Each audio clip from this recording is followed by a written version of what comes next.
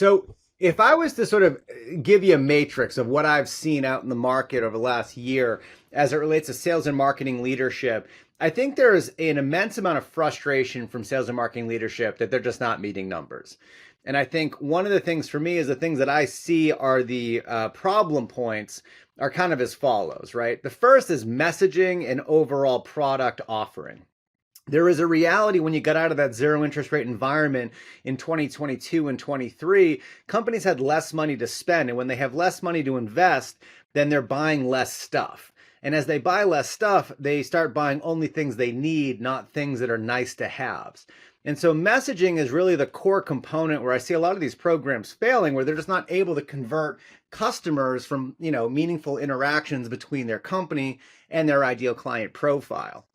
I also think that data is a huge issue right now. And the reason I say that is because after messaging, which is the act of you actually engaging with the prospect demographic, the next item is getting as many at-bats so that you can present that messaging to your prospect demographic.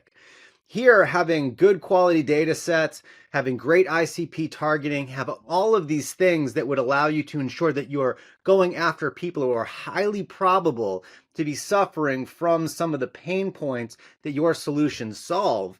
That is one of the biggest items and issues. And it's also one of the biggest areas of waste that I see in an organization.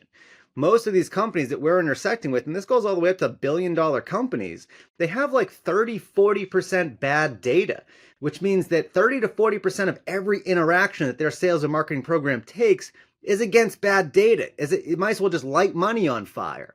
So that's the second one for me, and it's a really efficiency aspect. The third problem is just the staff broadly. There is not nearly enough training, development, and sort of upskilling available in the sales and marketing space to prepare sort of the entrenched establishment, my Gen X, boomer sort of managers, and even like my millennial and Gen Z folks who have been in these positions for a while, who might have sales ops roles or marketing ops roles now.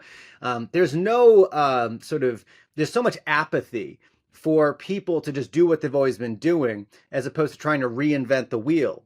And for the new entrants, my Gen Z folks trying to get out of school, there's just not enough upskilling opportunities for these folks to sort of get in and trial by fire, so to speak, some of this new technology and new process engineering. And so one of the things that I see out there is the staff in these sales and marketing programs are just horrifically behind the curve of what's coming at them. And that's why I get very worried about sales and marketing organizations shrinking by 70 or 80%, because as soon as those top 20% of folks start realizing the power of process engineering and all this AI automation, it's kind of going to be lights out for the bottom 80%.